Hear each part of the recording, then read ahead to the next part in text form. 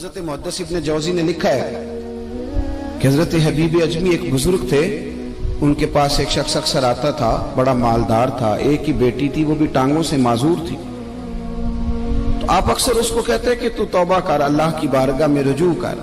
ایک وقت ایسا آتا ہے کہ پھر انسان کا جب کوئی اپنا نہیں رہتا پھر اسے مصلی یاد آتا ہے، لیکن اگر مصلی کی عادت بچپن سے پڑ جائے نا تو پھر ذرا آسان ہوتا ہے اللہ سے دل لگانا۔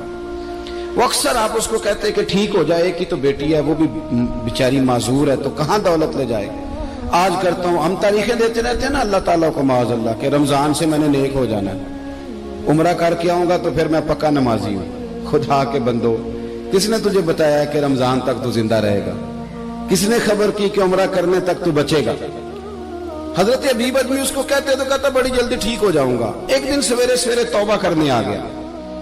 آپ نے فرمایا کیا ہوا؟ تو کہنے لگا حضرت جی کل ایک 15 سال کا نوجوان ملا ہے اور مجھے توبہ کرا گیا۔ مزہ ہی اس عمر میں اللہ اللہ کرنے کا، نبی کریم سے محبت بھی کرنی ہو تو یہی عمر ہے۔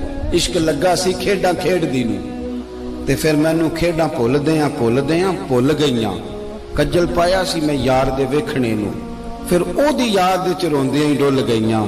حیدر شاہ اس گلی کدے نہ رولدی پر ہن تے رولدی رول گئیاں۔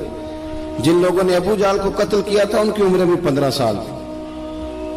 ہم تو بڑے ہی نہیں نہ ہوتے ساری زندگی، نہ ہمیں کو بڑا ہونے دیتا ہے، ہم بڑے ہی نہیں ہوتے، یہ تو عمر ہے کچھ کر گزرنے کی۔ 15 سال کا نوجوان توبہ کرا گیا تو حضرت حبیب اجمی کہنے لگے وہ کیسے؟ کہنے لگا حضرت جی میں کل منڈی گیا تھا، مجھے کچھ سامان خریدنا تھا، تو بغداد کے بازار سے میں نے مچھلی خرید لی 10 کلو، باقی بھی سامان تب خود لے جا نہیں سکتا تھا۔ تو مزدور آپ کو پتہ ہے بیچارے آج بھی سڑکوں پہ بیٹھے ہیں، تو مزدور بیٹھے تھے تو ان میں ایک نوجوان 14-15 سال کا، چہرے پہ بڑی روشنی تھی۔ میں نے اس کو کہا بیٹے مزدوری کرو گے؟ کہنے لگا حضور مزدوری بھی کرتا ہوں، پڑھائی بھی کرتا ہوں، اور جو اللہ کو منظور ہو اس کی عبادت بھی کرتا ہوں۔ میں نے اسے کہا کہ یہ میرا سامان ہے فلان جگہ پہنچانا ہے، کیا لوگے؟ کہنے لگا 3 دینار مزدوری۔ سودا طے ہو گیا، اس نے سامان اٹھا لیا۔ کہتے ہیں رستے میں ظہر کا وقت ہو گیا، کہنے لگا چچا اگر اجازت ہو تو نماز پڑھ دو۔ 15 سال کا جوان، کہتے میں رکھ کے نا وہاں سامان تو پھٹے پہ بیٹھ گیا، وہ نماز پڑھنے چلا گیا۔ باقی لوگ دیر سے آئے، وہ بچہ جلدی آ گیا۔ میں نے کہا بیٹے آپ جلدی آ گئے؟ کہنے لگے نفل چھوڑ دیے، آپ یہی نہ سمجھ لیں کہ کام چور ہے، میں بعد میں پڑھ لوں گا۔ کہتے ہیں وہ دوپہر کا وقت، رمضان بھی نہیں تھا، میں اس بچے کو نوجوان کو گھر لے گیا اور میں نے اپنی بیوی سے کہا کہ بڑا نیک ہے، نمازی ہے، اور راستے میں یہ بھی ہوا ہے کہ میں نے اسے ایک دفعہ کہا ہے کہ یہ مجھے تھوڑی دیر کے لیے دے دو، گرمی بڑی ہے، تمہیں پسینہ آ رہا ہے، میں اٹھا لیتا ہوں۔ کہنے لگا نہیں چچا میں رزق حلال کھاتا ہوں، اگر آپ اٹھائیں گے تو میں 3 دینار مزدوری پوری نہیں لوں گا، پھر پیسے کم کروں گا، میں نے طے کیا ہے کہ اٹھاؤں گا۔ تو کہتے ہیں میں نے اپنی بیوی کو بتایا تو بڑی متاثر ہوئی، کہنے لگی دوپہر کا کھانا پک گیا، اسے کو روٹی کھا لے، رمضان بھی نہیں تھا۔ کہتے میں باہر نکلا، اس کو 3 دینار تھمائے، تو میں نے کہا بیٹے ایک بات میری مانو گے؟ کہنے لگا بتائیے۔ میں نے کہا کھانا پکائے کھا لو۔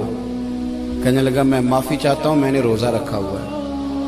حضور نے حکم دیا، حکم نبی کریم نے حکم دیا، بخاری مسلم کی حدیث ہے، فرمایا نوجوانوں اگر تمہارے پاس طاقت ہے تو نکاح کر لو ورنہ روزے رکھو۔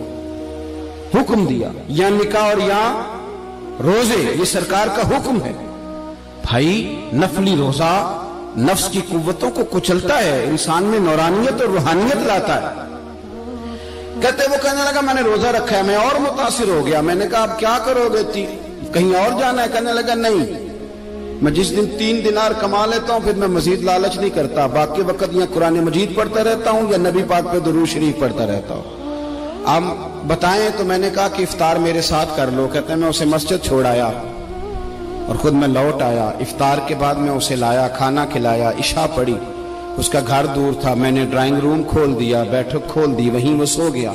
میری 20 سال کی معذور بچی کبھی چل نہیں سکتی تھی، کوئی طبیب کوئی حکیم میں نے چھوڑا نہیں تھا جس کو دکھایا نہ ہو۔ ایک ہی بیٹی، وہ بھی معذور پیدائشی، اس کے کمرے میں گئے، میاں بیوی اسے کھانا کھلا اور بتایا بیٹے ایک نوجوان ہے، بڑا نیک ہے، ہمارے گھر میں آج بڑا پرہیزگار۔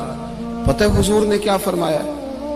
نبی کریم فرماتے ہیں جب نوجوان اٹھ کے تہجد پڑھتا ہے نا، نوجوان تو اللہ فرشتوں کے سامنے اس نوجوان پر فخر فرماتا ہے. اللہ فخر کرتا ہے کہ عمر دیکھو اور دیکھو یہ میری بارگاہ. اللہ فخر کرتا ہے, اللہ یعنی خدا خود میرے مجلس بود, اللہ فخر کرتا ہے. اب سوچیں, تو ہم نے اپنی بیٹی کو بتایا کہ نوجوان اور بڑا نیک ہے, تو کہتے ہیں وہ کھانا کھلا کے ہم واپس آ گئے. آدھی رات کا وقت ہوا تو دروازے پہ دستک ہوئی. بچی اپنے کمرے میں سو رہی تھی, ہم اپنے کمرے میں, وہ بیٹھک میں. گھبرا کے اٹھے کہ اس وقت کون ہے دروازے پہ؟ تو بیٹی کہنے لگی ابا دروازہ تو کھولنا. کہتے ہیں دروازہ کھولا تو 20 سال ہو گئے تھے بیٹی کو, کبھی اس نے چل کے نہیں دکھایا تھا, کبھی دوڑ کے ادھر جاتی, کبھی ادھر آتی. کہتی الحمدللہ اللہ نے میری ٹانگیں ٹھیک کر دی. ہم دونوں رونے لگے, اے اللہ تو کتنا کریم ہے, کیسے ہوا بیٹے سارا کچھ؟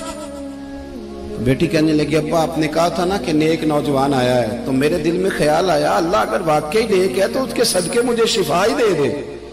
یا ایھا الذین آمنوا اتقوا اللہ وابتغوا الیہ الوسیلہ. تو کہنے لگی ابھی میری دعا بھی پوری نہیں ہوئی تو رب کریم نے فضل کیا ہے اور مجھے شفا عطا کر دی. کہتے ہم دوڑ کے اس کے کمرے میں گئے, اور جب ہم نے ہاتھ رکھا تو دروازہ پہلے سے کھلا تھا, ایک خط چھوڑ گیا تھا. آج کل کے پیر کی کرامت ہوتی تو فیس بک پہ دے دیتا, باقیوں کو بھی ذرا پتہ چلے.